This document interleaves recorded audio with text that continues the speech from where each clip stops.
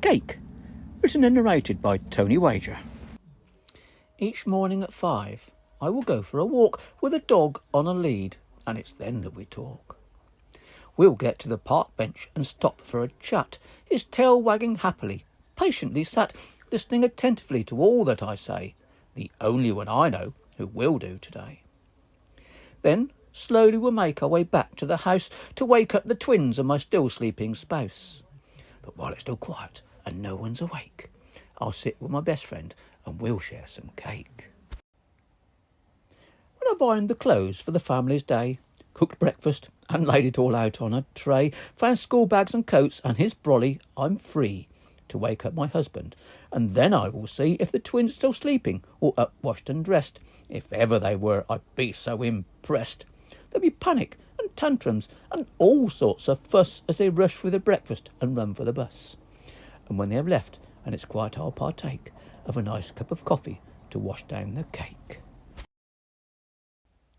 On school days, I do the child crossing patrol and stand in the road with a sign on a pole.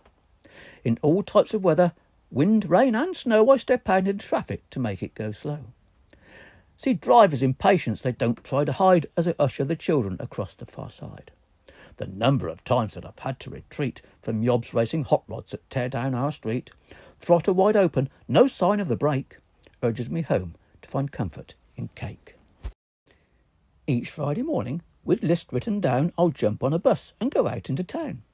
There's never a seat, and I don't like to moan as workmen sit down and just stare at their phone. I'll go to the butcher and bakery first, and then to the grocer's because that's the worst. With trolley of taters and bags full of tins, I struggle back home to be there for the twins. With no time to cook out and needing a break, I go to the cupboard for coffee and cake. After I've slaved over laundry and such, and the house is all spotless and clean to the touch, I've ironed the shirts and I've hoovered the floor, and I've cleaned the kids' room because they think it's a chore. My children come home every night and just say, "We worked hard at school, can we go out to play?" "No, Mummy, it's nice that you're home here for me, and thank you for cooking a wonderful tea." But instead of me moaning, I make the mistake of just giving in and retreat to my cake. My husband comes home from his work every night, demanding his dinner because it's his right. He's tired from the stress at the office all day, not lazy like me, he works hard for his pay. Then parks on the sofa and watches TV where not a kind word ever spoken to me. And when it is 10, he'll go up to our bed, then it's only his snoring that says he's not dead. So I go to the cupboard, and from there I'll take a portion of happiness, served up by cake.